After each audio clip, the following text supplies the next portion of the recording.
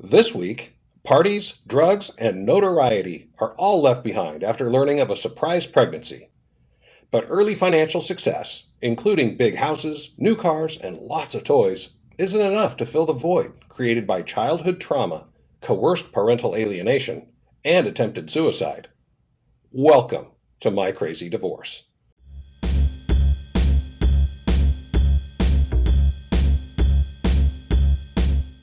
I'm a failure as a husband. I'm a failure as a man. It's just, I'm beautiful and I'm bright and I deserve better. It's a great day, I'm feeling good. Oh, the possibilities of what I could. Oh, do with the world at my fingertips. My imagination brings a smile up to my lips. Oh. We've had some pretty crazy divorce stories on our show. Some are crazy because of the money spent, others because of how long the divorce took. There's been infidelity, domestic violence, attempted murder, and so much more. In every case, there was a clear villain, someone to despise at the end of the show. I mean, the good guys always win, right? Well, today's story is crazy for a different reason. Today's show doesn't really have a villain. Our guest is still in love with her ex-husband. She never stopped loving him. But still, she chose to leave. Sounds crazy, right? I can't wait to share her story. But first, I have some exciting news. If you'll remember from our very first episode called Teen Love Gone Very, Very Bad, Christina and Brad were still working through their divorce when we recorded the show. Christina promised to come back and give us an update, and she's kept that promise. Here's the update. The divorce was finalized, finally, after 2 years of hell. Honestly, it was hell. It was literally hell. But 2 years it took from start to finish to get this divorce. I got divorced February 10th of this year. Best Valentine's Day present ever. But, we wound up, little backstory, we didn't go to trial. We could have. Everyone has the option to trial and divorce, but the road to trial is insane. We had 2 mediations before we settled, and it would have went to another if we had not, and then also another one after that before trial. So, needless to say, it's a crazy lengthy process that costs a ton of money, and we wound up settling. I wound up settling for a lot less than I would have liked to. Going to court, I would have got half of his 401k. I walked away from half. I didn't care. I just wanted my peace back. I honestly did. And, I walked away from a lot of things. I settled on 3 years alimony when I could have got 7 years alimony. It was to the point of where I just didn't want to do it anymore. I didn't want to do it anymore. I just wanted my peace back. So, we went in there on February 10th. It was a Zoom call, which was great because I didn't have to see his face in person. And when you're going to court and things like that, there's not just you. So we got lucky, and it was for 10 a.m. We wound up seeing the judge at 11 a.m. So we were the second ones. We went in there. They asked a bunch of questions. They asked us to make sure if we wanted our divorce. Basic questions. Do you know what you signed? Do you know what you agreed to? And then when they asked him, wait for this. When they asked him if he had any, if there was any shot of reconciliation, he paused for a whole 30 seconds. When I tell you that 30 seconds felt like 2 hours. So the judge didn't like that he paused for a long time. And then he asked him again, Mr. So-and-so, are you sure you'd like to get a divorce today? And he paused again for another 10 seconds. And then he finally said yes. Thank God. So it was very cut and dry because we settled. It wasn't like going to court where you're fighting over. Everything was already set up for us. So we just had to go and acknowledge that we knew what we signed. We knew what we agreed to. And, we got divorced. I'm so glad it's finally over so Christina can get started on whatever comes next for her. I wish her only the best. Now, before we get started with today's story, let me remind you that I'm not an attorney or a therapist. Nothing I say should be considered legal advice or therapy. So if you need help with a crazy divorce, find a really good attorney. If you're having mental health issues, find a really good therapist. And if you have a crazy divorce story you'd like to share on our show, go to mycrazydivorce.com and click on the Apply to be a Guest button. I'd really love to hear from you, like I heard from Lauren, today's guest. Lauren was born and raised in Orange County, California, to whatever the opposite of the nuclear family is. I was child 3 of a single mom of 4. So I've got 2 older siblings, an older sister, an older brother, and then I have a little sister. And we all share the same mom. My 2 oldest have a different dad, and then my youngest sister and I have the same dad. Despite the fact that her family is anything but traditional, her relationship with her siblings ebbs and flows like any other family. I think anybody who has multiple siblings knows you fluctuate in between the relationships in certain age periods. You're really tight and you talk, and then more recently, I'm rebuilding a relationship with my oldest sister. My brother and I don't really have a relationship, and my little sister and I are best friends for months, and then we go through these like hiatus periods where we don't like each other, can't stand each other, and just cut each other off. Like she said, she was raised by a single mother. But what happened to her dad? My dad was in and out of the picture. He was more in the picture when I was growing up. He was an addict. He was abusive. Their custody agreements, it was just, my home life growing up was very chaotic. It was very unsafe, violent. There was a lot of yelling and physical, it just wasn't child friendly. And I know that my mom tried, and I know that my dad was sick now that I'm an adult. But, growing up watching this stuff, you adapt this sense of unsafety. But as a kid, you don't even have the words that tell you that oh, this is not good. Every time I have a guest whose parents set such a horrible example, I'm even more grateful to my parents for the charmed childhood that they provided for me. Although I'm 100% sure they argued and fought, I literally never heard my parents even disagree, let alone fight. I can just as easily imagine my parents fighting as I can imagine them both sprouting horns. It's just not going to happen. As Lauren and I discussed the contrast in our childhood experience, Lauren made a statement that hit me like a ton of bricks and plays a huge role in her marriage and the rest of her life. So I think being in a toxic household, it showed me what toxic is. So chaos, abuse, physical, emotional, mental, that was all normal. That was my standard of home growing up. You feel like this is normal. This is my normal. So this is what I deserve. I can't even imagine what parents not fighting looks like. If you have children and you're listening to this, if you get nothing else out of today's episode, please listen to that last part again and take it to heart. Lauren thought it was normal to live in a toxic environment. She learned, or was taught early on, that it's what she deserved. Nobody, especially your children, deserve to live in a toxic household, so please don't allow it to happen.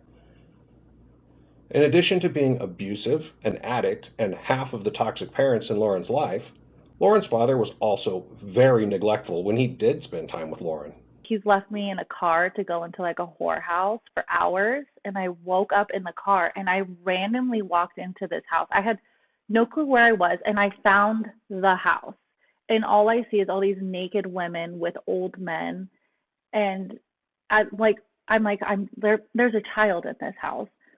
And this one woman was like, "What are you doing here? Like, you need to leave." And I was like, "I'm just looking for my dad." That's not good at all. I hope her mom stepped in at that point. So that was, our relationship was on and off until I was about 10. And my mom sat me down and him down and was like, "Lauren, if you don't want your dad here, you have to kick him out." And so at 10 years old, I'm having this conversation with my dad saying, "I don't want you here." No way. Can you even imagine doing that to your 10-year-old kid? So I didn't really have a relationship with him until I was old enough to kind of see like there's two sides to this story, and then I started reaching out to my dad, and my mom didn't really support that. But I mean, now I'm 18, 19, and I also can understand he could have reached out too. I'm the child, and there was no fight, there was no this and that. And Exactly. He could have and should have reached out to her. And she was a kid. So Lauren's 10 and living with just her mom. Dad's now out of the picture, and this scenario continues for about 4 years. I actually started working at 14 because my home life, I was like, no, I need money. I need to get out of here. I need to not be here. I started working early too, but I wanted to work to help the family out and have some money. But Lauren's motivation was to escape. And who could blame her? So high school years were the worst years and the best years of my life. My mom started dating my best friend. Our parents started dating, and it was so toxic and so unhealthy. And yet it was a male figure in my life that I've never really had consistently. So it was the best because I got that dad experience, but I got another unhealthy relationship. That's a double-edged sword, right? Lauren knew deep down something was wrong, but she's never seen it done right, so she was just lost. My sophomore year, I actually attempted to commit suicide because I had all of this very unhealthy relationship. My parents did not the best things in front of me, around me, so all of that unprocessed as a child into teens manifests into not being able to communicate needs and your wants. That's just horrible. But as she said, she didn't have the skills to process and communicate. She didn't know what else to do. I honestly thought the world would just be a better place without me. I am so glad she wasn't successful in her attempt. But just because she didn't die doesn't mean the recovery was easy. Therapy, counseling, and a now helicopter mom refusing to let her be alone caused other issues that took years to resolve. So Lauren's now 19. She's graduated high school and she's living with a roommate when she meets Midas. Yes, Midas. Now, I always ask my guests what I should call their ex. Some choose their real name, but most choose a pseudonym. Or they ask me to make something up along the way. But until this interview, that decision has largely been made on the fly without a lot of thought. But Lauren came prepared with the name of Midas, and then she explained where it came from. So I was working with my coach about what to call him to kind of be empowering for myself and to not have such a negative connotation towards him. So we came up with Midas, which everything he touches turns to gold. And I'm not even going to deny my ex is very entrepreneur mindset driven. So when he's focused and he does make it successful. And Midas can't love because everything he touches turns to gold. And in the story, he actually kills his wife. So now that he can't emotionally connect and have that compassion and that empathy. So Midas it is. I love it. It's not disrespectful, vindictive, or slanderous. And as we're about to learn, it's just a great way to describe her ex in 2 syllables.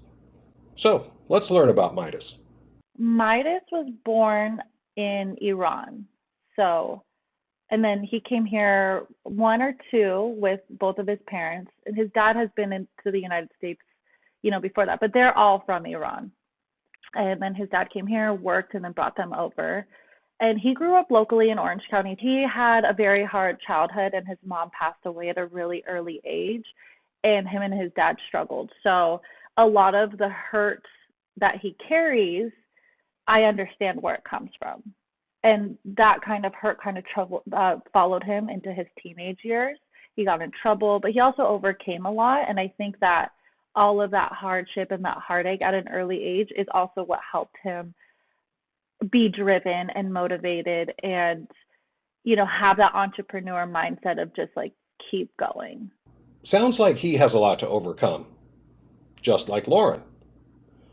So let's find out how they met. He used to throw these huge parties, this entrepreneur spirit, and charge at the door, and everybody in Orange County would go to them. My roommate and I would go out and party because we're 19, 20. We would pull up Facebook and show each other who we thought was hot. And Midas was always on my list. So he had the tattoos and he was on a motorcycle with a button down. Like, I'm just like gorgeous. And one day I went to his party and I was walking through the backyard and I saw my friends and I fell into a pool. And it was the most embarrassing thing ever. And I'm like, it's a Halloween party, so I'm dressed up and I freaking fall in the pool. And then I'm now known as the girl who fell in the pool at this whole party. Oh no! How embarrassing! But it gets even worse because Midas saw her fall. So like, house parties get rowdy. And he like stood on the table. It was such like an 80s movie. Stood on the table to tell everyone to be quiet. Saw me, like pointed at me and jumped down and gave me a hug. And then it was kind of over from there. That's actually pretty cool. That's a fun first meetup story, right? Midas and Lauren became a couple. Now you might be thinking that this is a match made in heaven, and under different circumstances, you'd be right. But do not discount their difficult childhoods. And I think that both of us resembled a lot of home life or what we were lacking in our home life. Like, I didn't have a strong man figure. I mean, Midas was just, I thought he was so sexy that he would like fight people. And he was this very male dominant, like nobody could fuck with him, top of the food chain alpha. And I didn't have that growing up. Crap. Daddy issues. That makes sense for Lauren. But what about Midas? I'm a very nurturing, sweet person, and he didn't have his mom, so that's where I think a lot of that played into each other. It's hurt finding hurt, calling it love. That's pretty deep. Hurt finding hurt and calling it love. We grew up together, so we partied hard, we started working and making a lot of money, found drugs. We're both hurt kids in some aspects, so we are taking it out on each other while living life together. It was toxic. Everybody knew us as the couple who like we loved so hard, and when we broke up it was nasty, but everybody knew we were getting back together.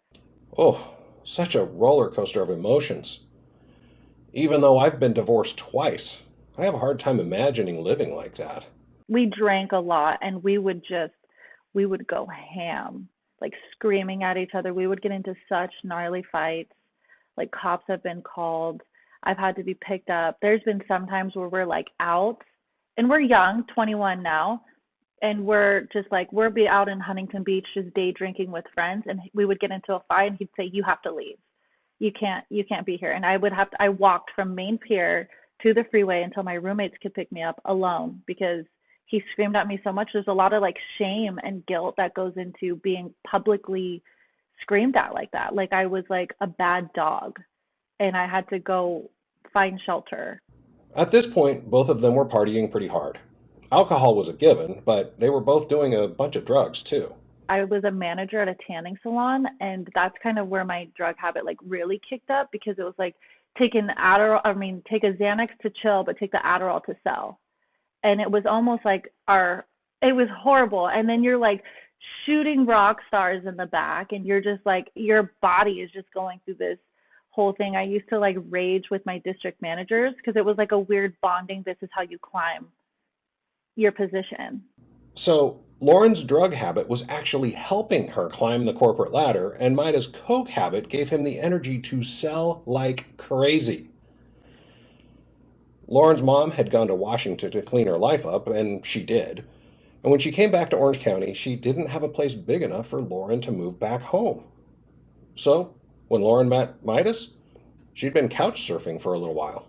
So, and then when we started dating, it was like stay over. And when you don't really have anywhere else to be and you're dating somebody and they're giving you attention and it's like a body next to you, I just ended up slowly moving in, but not technically. Now, it doesn't sound like a hobosexual situation. It just sounds like Lauren would stay over sometimes. That's cool. So we already knew they partied hard together, but parties don't make a relationship.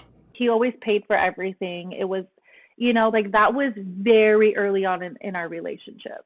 And then it was like, okay, you pay for things. And I naturally fell into this nurturing, well, I'll iron your clothes for you to go to work. And he didn't have a car, so I was like waking up at 4 a.m. so he could be the first one in the office. Okay, they're supporting each other. I think that's what couples are supposed to do. And I think that plays a huge part in both of our codependency in each other. He needed me, I needed him in emotional, physical, mental aspects. And then it got to financial too. Oh, I think I get it. They needed each other instead of just needing each other. That makes sense to me. After a while, Midas and Lauren are the power couple in OC. They're almost royalty. We're 21, life is crazy, we're partying, we're both making a lot of money, breaking up, this, that, and the other. I get pregnant. Oh, pregnant. I don't think their party lifestyle has room for a baby. Something has to change. Once I got pregnant, it was like we moved in. So I got pregnant, and we both know we're unhealthy, and we both know we're in situations in which no child should be born. And it was, for me, I'm doing drugs, I'm drinking, I'm partying. The second I found out I was pregnant, cold turkey, nothing, never touched it ever since. I'm telling you, instantly, my whole life, my mindset, everything shifted. And then I moved in with him, and it was like a 2-bedroom apartment. Okay, so now our couple is pregnant and officially living together. They're both working and making really good money, so at least that isn't a problem. But then Lauren quits her job because of the harmful chemicals used in the tanning industry. And maybe to get away from the people that encouraged her to use drugs at work. She also started eating organic and did everything she could to make sure her baby would be healthy. Midas supported her staying at home, even though that means he's assuming full financial responsibility for his new family.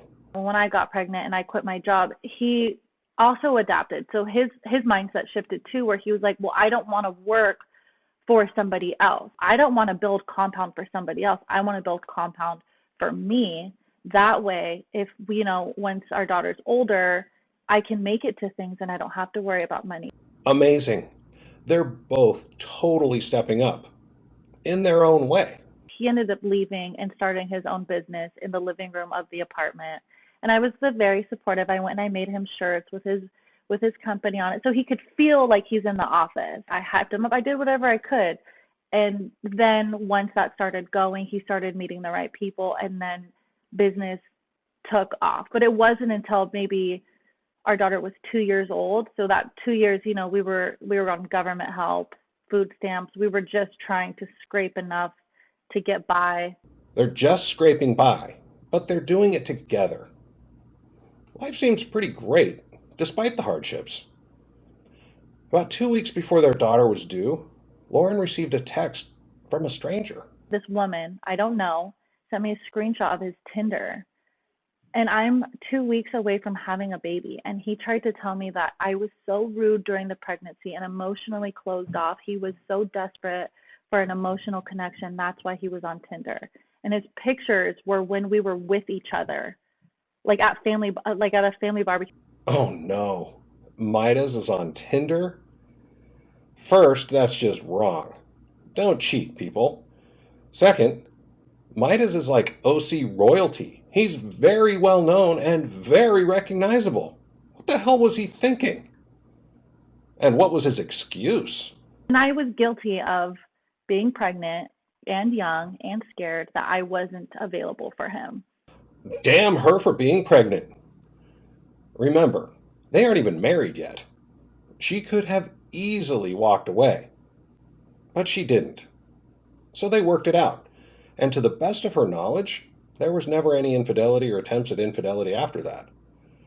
But this experience reminded Lauren of a chance encounter from just a few years earlier. Once upon a time, before we even got married, I met up with this shaman at this spiritual convention, and he actually told me, he was like, you could marry this man and have as many kids as you want. He's not your soul partner. Like, this isn't who you're supposed to be with. And at first I'm like, okay, F that guy. What does he know? I'm in charge of my life. She brushed off the prophecy and moved forward. I think most of us would do the same. But she thinks of that shaman quite often to this day, wondering what might have been. Anyway, Lauren and Midas are settling in as a family. Once he started working and I quit, we just were like, I'm going to be the stay-at-home and you're going to be the provider, and I'll take care of the house, the food, the cooking, the cleaning, the kid. It was like this agreed rule. He supported it. Whenever I needed to go get groceries, he sent me the money. A few weeks later, their daughter is born, and Lauren's a stay-at-home mom. As a nurturer, this suits her just fine. So they all settle into married life. Midas' business really takes off. Time to upgrade. In 2016, we moved into a 3-bedroom house because things were starting to look good. You know, his whole concept was, well, I'll just make more money. Like, making more money is not a problem. He's not a stagnant guy. He will always keep climbing. Yeah, he seems totally driven to succeed. And he was making it happen. We had matching infinity cars, and then it was, let's move to a 4-bedroom house. Let's keep going. Let's buy more cars, more this. Let's rent Lambos. And it became a very fast moving look at how great this business is. And this business grew from 5 men in a 1-person suite office studio to a whole floor with 80 employees, like pool tables, TVs galore.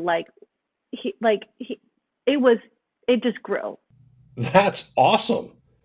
Remember, both Midas and Lauren are like 22, 23 years old at this point. There aren't too many 22-year-olds running around building companies with 80 employees and then buying their girlfriends infinities. It's really pretty impressive.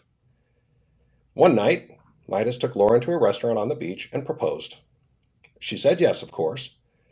But as they discussed wedding dates, they decided to hold off in order to give Midas time to settle a few business liabilities to make sure Lauren wouldn't become responsible for any of the outstanding issues. Smart. In 2018, they finally got married.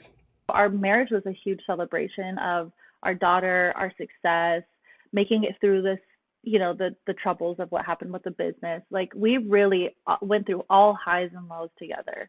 And that's where a lot of like the love and like, I thought it was unconditional and all these things, right? Like, we've really seen each other at our absolute worst and reminded each other to get up. Excellent. Business is good. Liabilities resolved.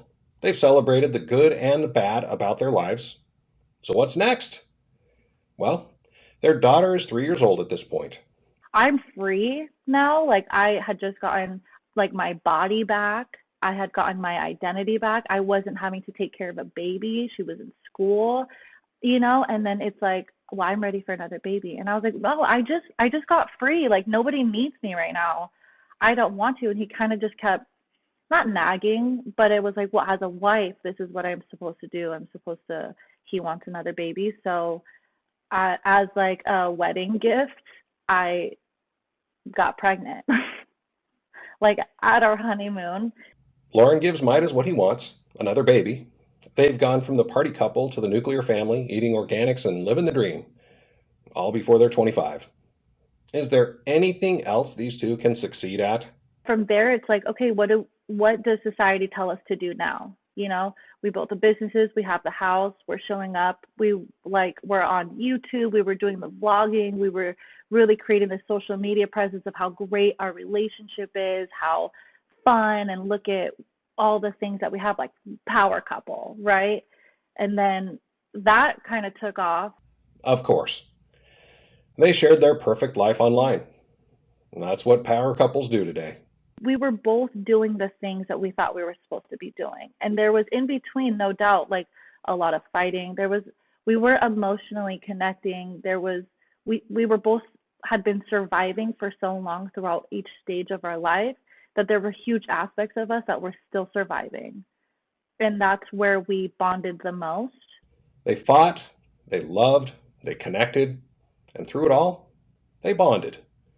Not a perfect life, but all the boxes were checked. I had all the things that I was supposed to have. I had the husband, I had the money, I had the cars, we had the success, I had the babies, I got to be a stay-at-home. I didn't have to worry about how much groceries cost. But there was something that was nudging me, that was like, there's something more. Lauren has it all, but knows something's missing. The problem is she's never known anything different, so she had no way of knowing exactly what it was. We got a sitter, and he sat me down and he said, Lauren, this isn't going to work. This isn't working for me. All I do is I just work, and it's just you and Charlotte. It's your guys' life, and I'm just paying for it. Now, I totally understand Midas feeling this way. I'm not saying it's right. I'm just saying it makes sense. Because he's working his ass off, he really can't know how hard it is to be a stay at home mom. All he knows is that he's working his ass off while Lauren is at home, seemingly enjoying life. I'll bet that's more common than we think. Now, Lauren has to make a choice. She can get defensive and tell him how hard it is to be a stay at home mom, knowing it will just start a fight, or she can try to solve the issue. Something's not working for me if my man is feeling that way. Something I'm doing isn't good enough, so let me heal and change myself to get to the root, the root cause of why does he feel this way? Maybe I'm pushing him away and I don't even know it. Well, okay. She decides to get to the root of the issue. I wish everyone reacted this way when confronted with this type of situation. Hey guys, this is Jill from OurDivorce.com. Pretty much everyone has either been through a crazy divorce or knows somebody else who has.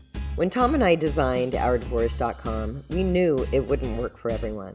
We knew that there would still be people out there who'd rather pay their attorney to send an email to their soon-to-be ex's attorney threatening to go to court over the blunder.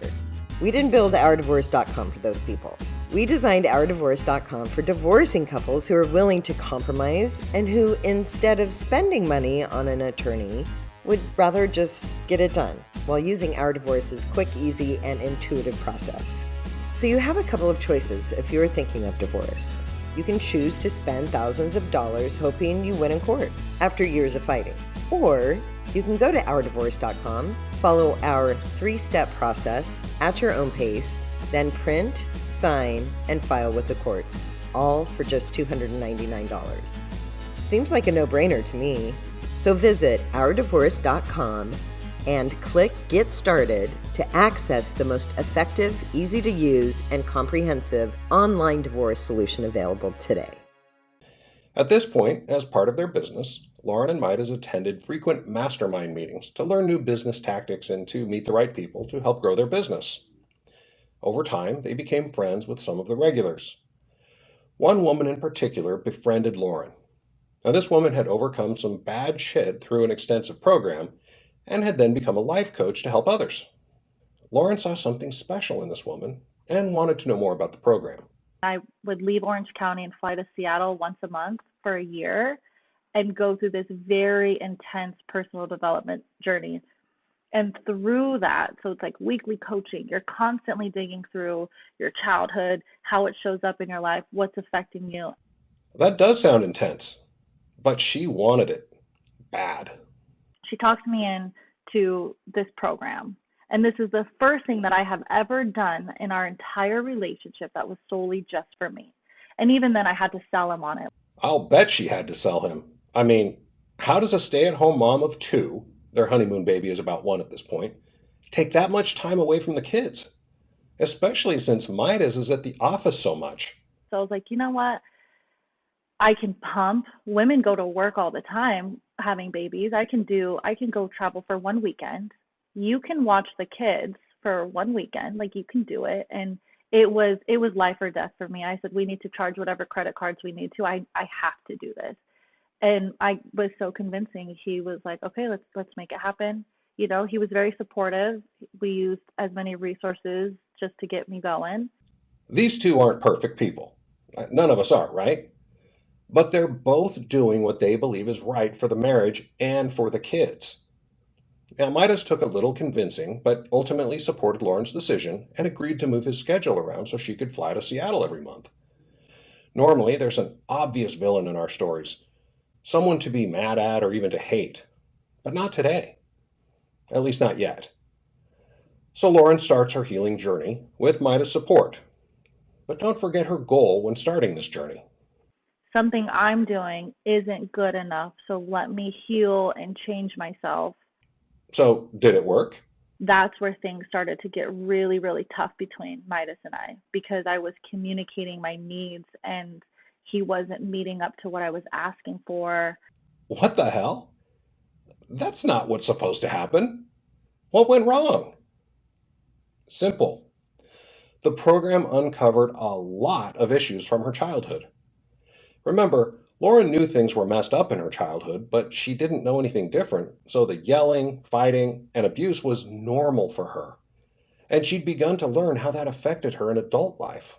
I have a huge problem asking for help. Like I'm a pushover. I'm a doormat. I'm all these things, right? Like I will just do whatever I need to do to keep the peace because back at home when I was a kid, that's what I did. I walked on eggshells. If you were breathing wrong, I knew not to ask for certain things. If we're out at the grocery store, like it's very the conditioning that you do receive at home really does show up as an adult. So, Lauren stopped being a doormat. I need to ask for help around the house. I need to ask for time to go out where it's just me. And showering and going to the grocery store is not free mom time. That is not something that should be rewarded on I'll watch the kids so you can just shower and take a bath. Like to me that is a human hygiene practice. Like, going to the grocery store where I'm having to buy food for everybody, that's not relaxing. Midas isn't liking where this is going at all. When somebody starts fighting back, asking for things that they haven't asked you for in 7, 8 years, that's a problem because now the ecosystem of how we've built our foundation is shifting. Lauren was learning so much. And even though it was causing issues at home, she couldn't stop. She was rediscovering herself. I was not Lauren for a very long time. I was Midas's girlfriend, Midas's fiance, Midas's wife, Charlotte's mom. I was never Lauren. After I'd been married to my first wife for about 7 years or so, I woke up realizing that I wasn't myself and hadn't been myself for years. I realized that my entire personality had changed to satisfy what my wife wanted me to be. At one point, I was having dinner with my brother and told him that I felt like plastic Tom, both because I'd been molded into something by someone else and because I was artificial. I vowed to find myself again. She didn't like it. Lauren's in a similar bind. I was a complete stranger to myself. And I was like, I woke up and all of a sudden I'm a mom of 2, married, running this house, supporting my husband. How did I get here? Where did all of that time even go? What life was I living? Like, is this my life? Do I want any of this stuff? I want to stress here again that Midas was just doing what he thought was right and what they both wanted. Big house, cars, fancy restaurants. But now Lauren's realizing that wasn't what she wanted at all. I'm like 25, 26 when we hit like our highest. That's a really young age to have a lot of money and a family and the cars and I can understand too the responsibility he had on his shoulders to pay these bills. Mind you, this is his dream, he wants to have the cars and the house and the family and all that stuff. So it's like, I understand that's a lot of pressure for him too, just as much as I had the home. He had the financial burden to make sure that when I swiped my card, there was money. I get it. I really do understand. And there was just, I wanted to swipe cards that had my money on it. I wanted to buy him something that his money didn't have any attachment to. I wanted it to be from me. Now I'm asking questions. Now I'm wanting financial, I want to be in the knows with our finances. Where are we getting this money? What bank account is it going to? How do we pay for our bills? Now I'm asking questions. Now I'm saying, no, I'm going to go out with my girlfriends. No, I want date nights. I want this to be a priority. I want to make my own money so I feel good as a person. Lauren finishes the program and becomes a life coach to help others rediscover themselves and to make her own money and feel good about herself. Amazing. But how does Midas feel about this new development? Well, because our whole relationship dynamic was I did everything, he made money. And in me doing everything, now I'm with 2 kids in a house. Like I'm on my worst days, I'm drowning, I'm depressed, I have all this pressure. I'm trying to work on myself to better myself for our kids. I'm trying to take on clients. I'm trying to create financial independence just so I can, have that confidence of making my own money. And it just really threw a drift in our relationship. And that's kind of when things started to take a turn. He used to say, like, you don't need me. And it's like, that's the point, babe. Like, I don't need you. I want you. Damn, not good. Not good at all. Around this time, there was a temporary but serious business setback, which required the business to declare bankruptcy. They agreed to rebuild the business using her credit, so they incurred a lot of debt in her name. Maybe that was Lauren's attempt to show her support? When I was starting to work and demanding my financial identity for myself, I was also saving money just in case, because I knew I rely on him financially. If I were to ever want a break, need space, what money am I going to use? He's going to cut me off instantly. So I started stacking. While it's sad that Lauren's having to think this way, planning her possible exit, I totally get it.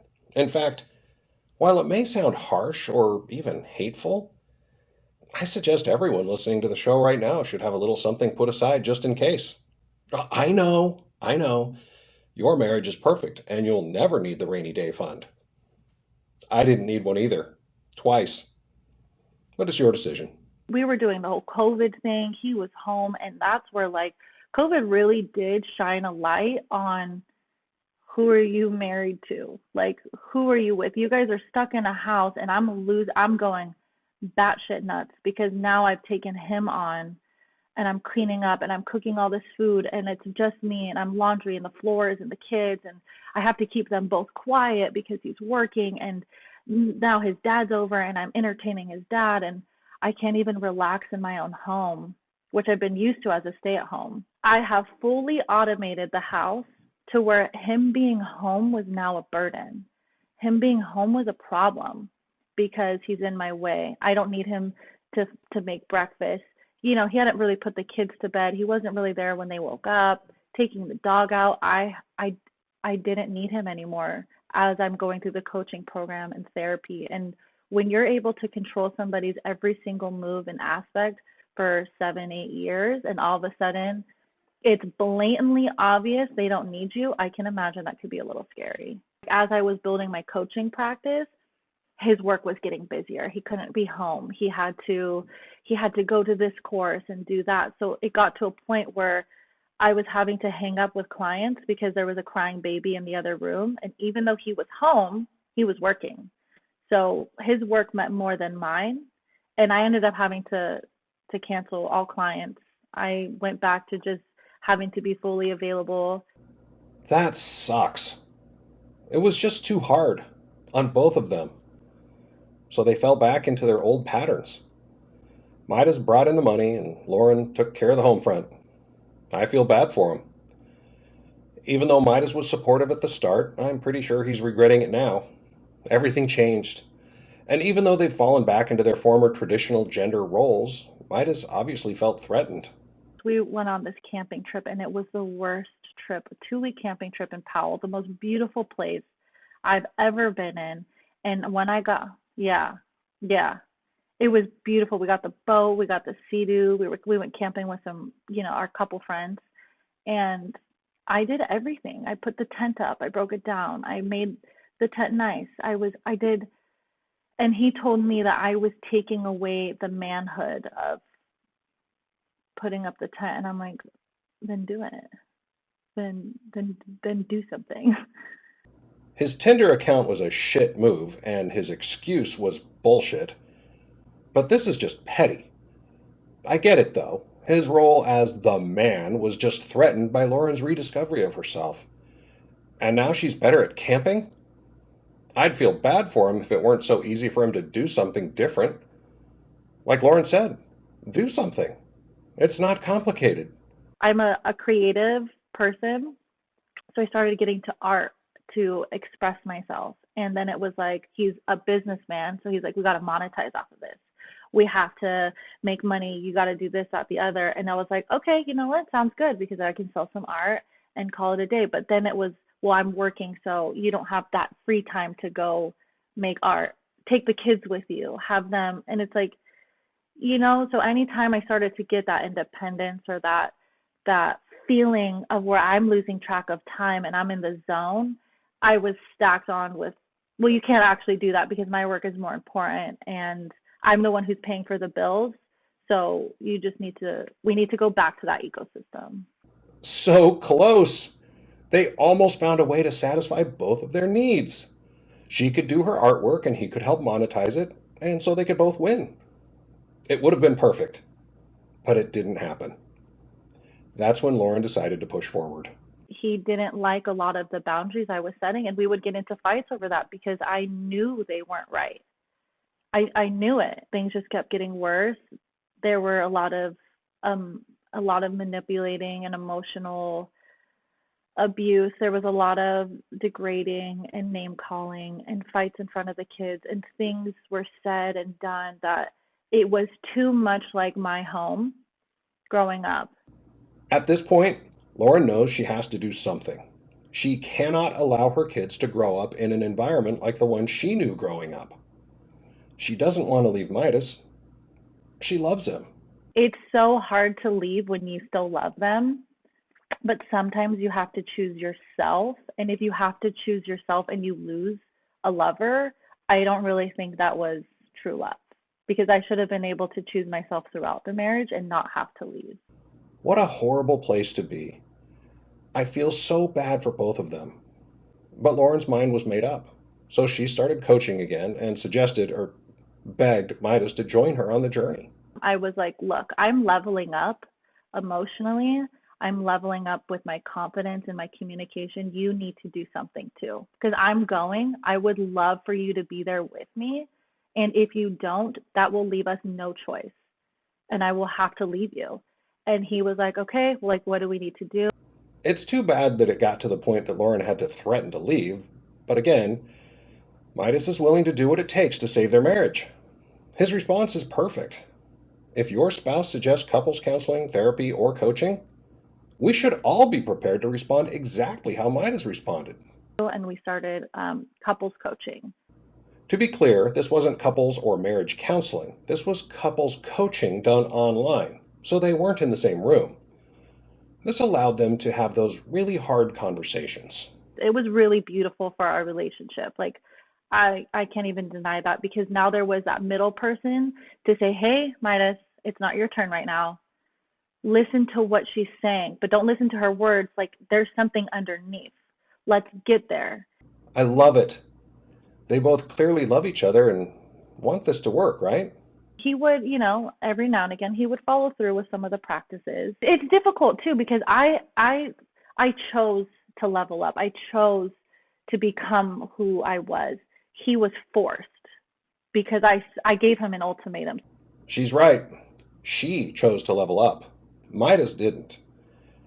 At this point of our interview, I interrupted Lauren's story and told her there's no way this was going to be successful, and told her the story of Benjamin Franklin's 13 virtues. She wasn't familiar with the story, so I've decided to tell it here as well. When Benjamin Franklin was a young man, he wrote a list of 12 virtues that, if mastered, would make a man morally perfect.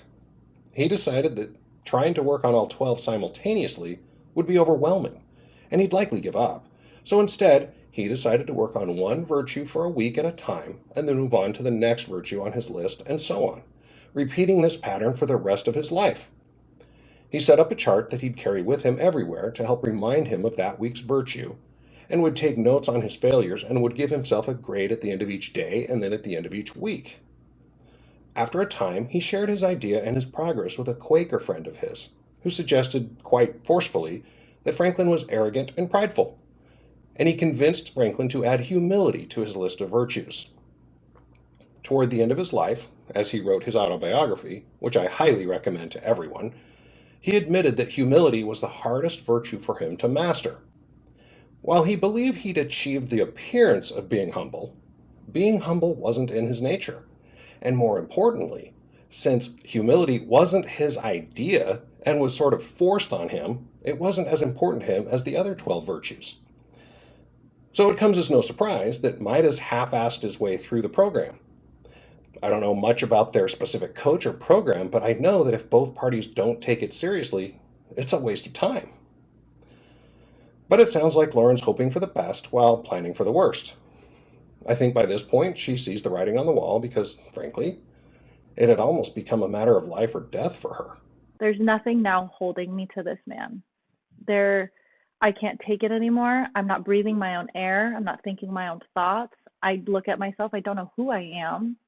The life has been sucked out of me over all of this, and I see that I'm just a shell, and this very dim light of a soul is still in me. And it was like I either drive off of a cliff after school drop off or I leave my marriage. Lauren needed space to breathe. I need a break. I need you to stay at work, because now he's kind of shifted from marketing to e-commerce, and things are blowing up. Like the online space, he was so smart with everything that he did online that he set himself up with this other business, and that meant more time away from home. That meant more desperation and not being loved and attended to and appreciated for what I've been doing. And I just said, I need you to stay at the office. Fortunately, his office had a great setup, so he could basically live there. And again, Midas came through the best way he could. Whatever you need space, that's fine. And then it turned into, well, how long of time do you need away? And I said, a week. A week later, we're on our couples call, and I said, I need a month. I can't. I'm breathing my own air and thinking my own thoughts, and it's all hitting me like a brick wall. Lauren, this is not right. Like, I'm heartbroken because I love him so much, and I realize I'm not even getting bare minimum. I'm begging, I'm desperate, I'm pleading. No one should have to beg for the bare minimum. Midas was like, look, if you need a year, let's take a year break. We'll separate, we'll do our own things, and we'll come back in a year and assess. And I said, no, I'm sure this is what I have to do, because I knew in that year time what he would do financially, because I've seen him do it with a few businesses prior. Yeah, she's done. I forced him for months, and we just kept having hard conversation after hard conversation. And I wasn't even trying to change him. In my mindset now, I see how it's kind of like, you need to change. Everything about you is wrong. So I get it. In my mind, I was just like, you deserve to level up. You deserve to not be afraid of your hurt and your pain from your past. Like, you deserve this. I want you to be the best version of yourself. And here I am on this road. Join me. So I know that what led up to the divorce was I had been dedicating intensely for a few years before I said, it's your turn and you have to do it. It's not his fault. It didn't work out. It's not my fault. It's just what happened. Exactly. It's not his fault. It's not her fault. They both did what they thought was right, and it didn't work. So during their next coaching session, she made an announcement. I told him I want a divorce. And he looked at me, and we're on a call with our coach as I'm telling him this very intense thing, because I know if I tell him in person what that means for me.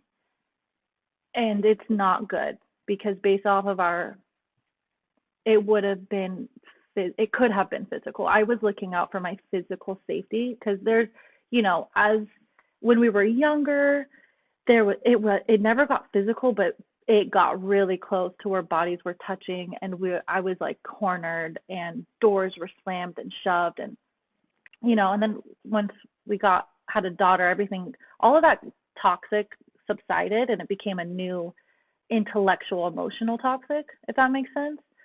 So I knew everything that he was going to do. And that's why I had to do it when he wasn't home. I had to do it with a third party, and I had to start saving money. And there it is. No matter how long it takes, someone has to say the quiet part out loud. And it's not easy. It takes courage. Remember, at this point, Midas has done his best. He gave her space, he tried the coaching program, and did as well as should be expected. In short, he hasn't been the villain of the story. He's like, are you sure? Are you sure this is what you want? And when I said yes, it was like everything shut down in him. And that's kind of where we still are to this day. Oh, that sucks. What does she mean, shut down? Well, for starters, remember all that business debt that's in her name? Well, all of the debt is under your name, so you have to pay for it. That's a dick move, Midas. Your status as a villain just creeped up a notch. After Lauren hired an attorney, this is how he responded when she asked for grocery money for their children. He said, "Oh, you got the attorneys? Well, I can't give you that money now because now that has to go towards attorney fees." And I was overnight poor as fuck. No income, like shitting bricks. That's another dick move, Midas. No wonder Lauren is shitting bricks. This is like a riches to rags story that shouldn't have to be. I'm buying organic apples and not eating them because I can. Like I got to be very bougie. I didn't worry about lights. I didn't worry about any of that. And now here I am with 2 kids shitting bricks, and he blatantly told me, "You're not my responsibility anymore."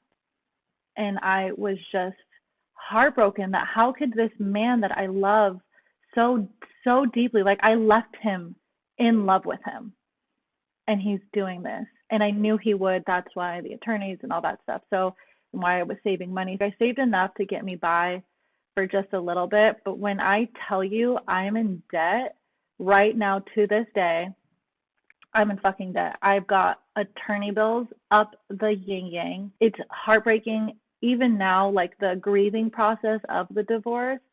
It's taken me a lot to get over the fact that I had financially struggled the way that I have, and I've asked him for help. There's been times where I was like, I need help with groceries. Like, how am I going to buy diapers? How am I going to do all this? And it wasn't his problem anymore. By the way, their divorce isn't final. They're still working on it. But you want to guess how much she owes her attorneys already? I'm going to say, like, we're coming up over $100,000 in just attorney fees because I've had to hire specialists to dig through paperwork, to dig through following certain aspects of our marriage. But that's not all. $100,000 is just the attorneys. That's not even some of the experts I've had to hire, and that's separate from the money I've been borrowing from my mom. And then the debt that it was acquired during our marriage that I'm stuck with, I'm probably really close to $300,000 just in debt. That's on me right now. I don't like being in debt. And here's poor Lauren with over 300 grand looming over her? That would crush my soul. Lauren has a much better attitude than I would. If I didn't go through these from bougie to broke to happy, I wouldn't be happy. I have to budget for groceries and I can still eat healthy. I just can't eat out now. It went from Disneyland every day to we're going on a hike and we're going to have an amazing time in nature. So there's such beautiful aspects of being cut off and having to grow up in these ways. But it's like I healed in front of my babies. I healed. They heard me cry. They watched me fall in the kitchen because I couldn't stand. And I'm happy. That's the crazy part, is that I have my peace. We dance in the living room. We sometimes have breakfast for dinner. Like it's so happy in home. So in all of that stuff, I would trade it. I would trade it all just so I can freely move in my home and have my kids see a happy, thriving mom. I'm emotionally available to raise my kids to be healthy and happy and to feel safe in their home, and that was like, I saw this quote on TikTok that said, be careful who you make feel like home when home was never safe to begin with. And I made Midas my home. Where he went, I went. If it was down in the dirt, I was down in the dirt. If it was high in the sky, I was right there. Like, he was my identity. And in retrospect, when you think of my home life and what I experienced, it's not a compliment. Incredible. Finding herself is truly priceless. Another thing she's found is her support system. I have an amazing support system that I would not trade money for. And that's where I always tell people, I was willing to risk the comfort of the Orange County bougie life for my happiness. I lost every single one of our friends. I've been exiled from different communities and groups, and I'm the bad guy. And honestly, I've ran into family members of his side, and they ignore me like they haven't known me for the past 9 years. She made sure to tell me of one very notable exception. And I love his dad. His dad is heavily present in my life to this day. Like, he helps me with the kids anytime I'm like, I need a break. can you come over? He's over. He cooks for me. We are so close to this day. Now, that's awesome. Midas Sr. sounds like a great man. I'd like to meet him someday. He can have all the friends. He can stay in all the groups. He can keep everything. He can keep his status, all of that, because I wouldn't trade the peace and my sanity for anything. Midas keeps the business and the money, and Lauren keeps the debt, her support system, and her sanity. Doesn't seem right to me, but my opinion here doesn't matter. It's all about how she deals with it going forward. The only thing that I would change is I just want him and I to be okay. And it's taken a lot of work to realize I'm not going to get the dream. I'm not going to get the co-parenting relationship that I crave for my kids. I'm just not. And that's been the hardest thing, because I can be around him and show my kids that, hey, it's okay, no matter the pain and the hurt that I have gone through. And it's not going to happen. Yeah, I agree. It probably won't happen. And that's a bigger tragedy than the divorce itself, because Midas is robbing his own children of the opportunity to see parents who can work together through difficult situations. He's teaching them to treat others like shit. Not cool. Lauren has promised to stay in touch, so I'll provide updates as I get them. As always, I asked Lauren for her best advice, and as our guests always do, she came through with some really great stuff. Pay attention to the red flags. And I give a pretty set date of 4 months. What is it like within those 4 months? When you fight, what is that like? When you're happy, how happy? How deep are your conversations? What is money like? What is not having money like? It's really, for me, that is what I give. You got 4 months. And our first 4 months were volatile. They were crazy. And that's where it's like all of those flags in the very beginning ultimately were the same ones why I couldn't stay anymore. So in my perspective, in my experience, red flags are red, and you can't paint them white and change what they are. Yep. No matter how hard we all try, you can't change the color of red flags. If you liked her advice, you may want more of it. If so, here's Lauren explaining what she's doing to help others. I help women find their identity, whether you're in the marriage, whether you're not, whether you're a boyfriend, whether you're single, you're struggling and you know that there's something more inside of you. I'm there to just support you and create practices and accountability and listen to the underneath what's actually stopping you. And who knows, you find the man of your love or the man of your life, or you leave, whichever. It's ontological coaching, so it gets you back to your being. So you shed everything on the outside and you get to your core, and that's where you make decisions from. And that's what the coaching training was. That's what I took. That led me into therapy. It all just starts when you know you need to love yourself, but you don't know how. Hire somebody. Even more great advice.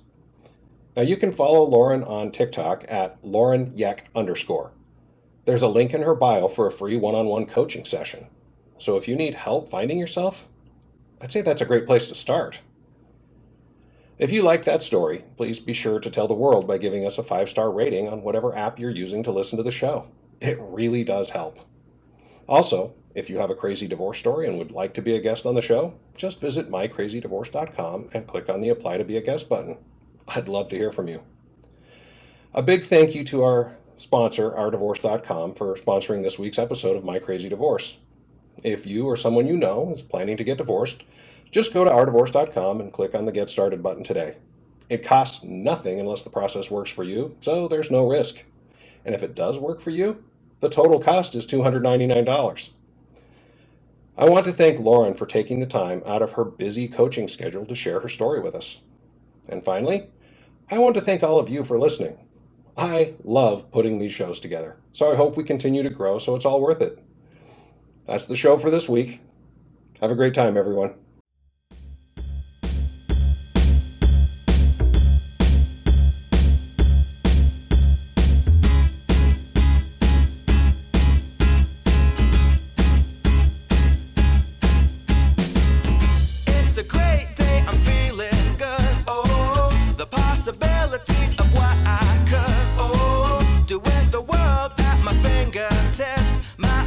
imagination brings a smile.